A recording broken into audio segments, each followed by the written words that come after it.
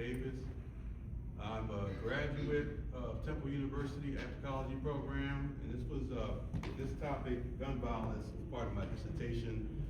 It's now a book. I will be selling it after this at 5 o'clock at the Constellation A&B if you want a copy. But it's about gun violence in Philadelphia, the psychosocial implications of interracial crime in the absence of African identity. So this is the cover art for the book, just so you're familiar with it. It's available online, but I did bring copies with me, and I can sign them and everything if you like. So the cultural crisis, I wanted to start with that. Dr. Malana Karenga says that the major crisis of the African American community is the cultural crisis. And that any issue the African American community is facing is a result of that cultural crisis. Dr. Asante, Lefi Asante, talks about dislocation, which is Africans grounded in another person's culture, which is usually European culture, or any culture for that matter that subjugated us. So that's just kind of, framing the argument that culture is at the crux of the problem when it comes to gun violence. And so the statement of the problem, the narrative of white supremacy normalizes homicidal and genocidal behavior, and Africans' response to the inherent trauma of that.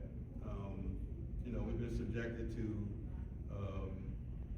chattel slavery, convict leasing, Jim Crow, lynchings and all that, and all those experiences are the result, are violent parts of the culture that we kind of have inherited.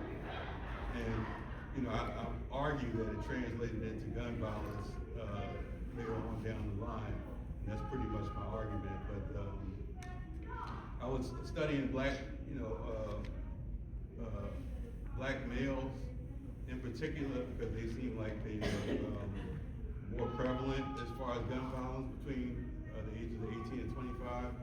But, this piece here also encompasses men and women because, we've been caught up in this African anti-black system in America, and we become anti-black, and that translates into gun violence towards each other. So Afrocentricity's perspective on gun violence is that it's a form of mental genocide, and the reclaiming of African identity can be utilized to restore African humanity. So the statement of purpose, the purpose is the alternative to the mental genocide in the African American community, using culture as a tool of analysis of the historical and temporary process of dislocation and ultimately relocation. Relocation meaning we're grounded on our own, African terms. The return to traditional African heritage,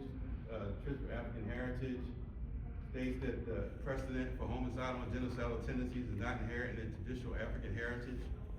And the psychosocial analysis that I cover says that not only the problem of gun violence, not only outline the problem of gun violence and its causes, but take a look at the Afrocentric perspective on those issues related to gun violence. So a methodology, I use culture as a tool of analysis to determine attitude and behavior. Sheikh Anta Diop's two-cradle theory states that Africans' climate of abundance and Europe's climate of scarcity determine culture. And the Afrocentric psychoanalysis of the causes and state of mental genocide of African people with Afrocentric epistemology proposed for recovery.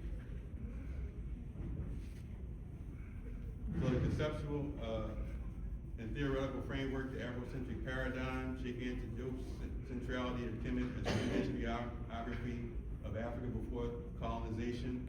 Frantz Fanon talks about the alienation of Africans from the South and how we imitate Europeans to reclaim our humanity. And his belief that the character and foundation of colonization fundamentally consists of violence. So we're living in a culture of violence, or a culture that practices violence, and this culture produces people who commit violent acts as a result. And I'll talk about that later too. Malcolm X's assertion that the need for African Americans to return to the African and psychologically to be restored spiritually. The Molefe Asante theory on location directs us to have identity based on one's history, culture, and biology. Otherwise, we're dislocated or grounded in another's culture. So just to differentiate, between European culture and African culture using the two cradle theory of Sheikh Anta Diop. African Southern cradle is a peace-loving morality, worldview. The universe is alive and has inherent order and divine laws. Ideologies, oneness of all things, group maintenance, collectiveness, sharing are essential. Life is primary, must reflect divinity. Identity, we are, therefore I am. Ethos, all things are in harmony with nature. And the European culture is Northern cradle. The warlike mentality, worldview is ordered. Order is imposed by the strongest force that gains the advantage by ordering the universe as it wishes. Survival of the fittest, I know we heard about that. Driving for mastery and control of nature and accumulation of possessions.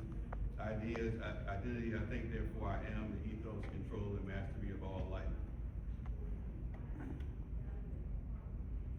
So, getting into the Kemetic culture, I wanted to talk about the principles of Ma'at, the 7 cardinal principles of ancient Kemet, which is truth, justice, propriety, harmony, balance, reciprocity, and order, and its opposite, which is Isfet, which is wrongdoing, evil, disorder, and chaos. And I wanted to highlight that because it shows that we're out of balance with, the natural order, which is Ma'at, and we're living in a state of chaos because we don't have access to our own cultural framework.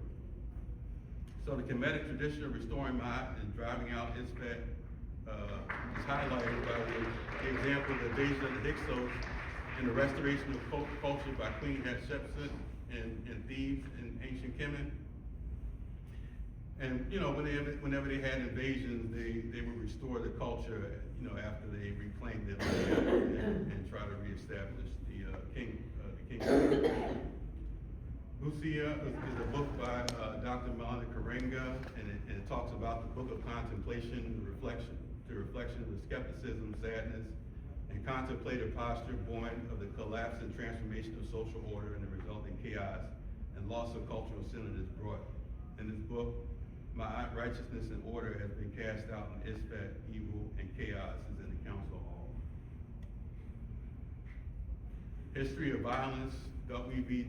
Du Bois talks about the submerged tenth in his book, The Philadelphia Negro, which is the exclusion of blacks from mainstream America, which led to deep and debilitating social pathologies like crime, gambling, alcohol, prostitution, things like that. Black gangs in Philadelphia started as a protection from white gang violence, white violence from white communities, and they ended up being, gangs that turned and fought each other in the end. And this was, back in the 60s, 50s, 60s era. They had gang war era. The original black mafia was engaged in robbery and extortion and a contract murder for hire business. And that was I brought that up to show that, how we kind of mimic the culture of the European with our own mafia. So it's kind of like highlighting that.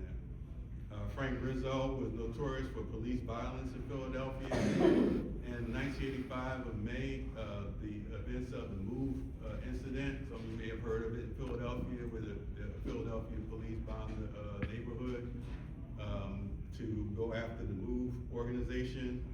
And that's just highlighting the state-sanctioned violence that we've been subjected to since we've been in America. Chapters of Gunpoint's the book, underlining issues. I talk about in the first chapter about the history of violence, history of violence, and the contrast between European and African history with violence. How one is an offense and the other is a defense, usually used as a defense in the African context. Previous work speaks of black-on-black violence as though it's an event that only African Americans experience, when intraracial violence is experienced through all races. They have their own issues. There's white-on-white violence, but somehow they highlight black-on-black violence. And it's not so, it's just the same as any other race. But they try to criminalize us by using that as an example. It's just generally accepted that Afrocentrists, the Africans in America who engage in senseless gun violence are culturally dislocated from their African heritage. And the culture of violence in chapter 2, the introduction of guns was a source of war and violence during the slave trade. The institution of chattel slavery was a form of violence imposed on Africans by Europeans. Post-enslavement continued racialized terror in the form of Jim Crow, lynching, drug trafficking, and mass incarceration. Chapter 3, the case of Philadelphia, street culture has evolved as code of the street, which amounts to a set of informal rules governing interpersonal public behavior, including violence. And the regularity and density of gun violence in Philadelphia makes it feel like a mass shooting happens every day. That's the volume of people they have coming into the emergency ward every day, clusters of 4 and 5, for the last 10 years up into this study, their particular study. Chapter 4, crime and blame. European culture is crimogenic, which is what I was talking about earlier, how this culture produces violent individuals. Unusual numbers and types of criminals with relatively high levels of crime and violence. There is no long tradition of psychopathic serial killers in the African American community, which is something to highlight. The gun is the weapon of the male identity and the symbol of power. Chapter 5, new framework. The first direct ancestor of the modern man lived in East Africa 1.7 million years ago. This is sort of the wealth of knowledge of our culture that we have to pull from. In our research, we can go back as far as that. None of the theories that place Europe at the center of history is backed by archaeological evidence. The denial of epistemic freedom and humanity of people is the most pressing issue of the 21st century. True political, cultural, and economic freedom stems from epistemic freedom. And the chapter of mothers and fathers and families and African heritage, chapter 6, is evident contrast between northern and southern cradle draws a line of distinction between African and European cultural norms. One is more accommodating to women in society and the other is in opposition to it. Cultural socialization of children involves messages and practices that coincide with a racial identity, and it starts with the family. When the child is not properly socialized, behavior is chaotic and disorganized, and they will have weak, immature personality structures, which calls for parental balance between the mother and the father. Chapter 7, African humanism, culture, the systematic way of ordering our experience, is order behavior created to deal with chaos. The African value of human interrelationship and interdependency are needs that validate the human experience. In African American humanism perceives spiritual realities and necessitated belief in spiritual forces that interrelate all beings and affect our daily lives. Chapter 8, reclaiming the African spirit from an Afrocentric framework, some form of new street violence can be interpreted as a more personalized expression of a larger societal ethic that legitimates violence as a logical way to battle injustice. Understanding one's authentic identity resolves the issue of personal self-destruction manifested by anti-self disorder. And Naim Akbar states, we have not regained our freedom because we have not learned to listen to the inner voice of ourselves. If we could have heard the voice of our own history, ancestors, our own religion, and our own culture, then we could have remained free. And that's my presentation. I have to leave after this to do the book signing.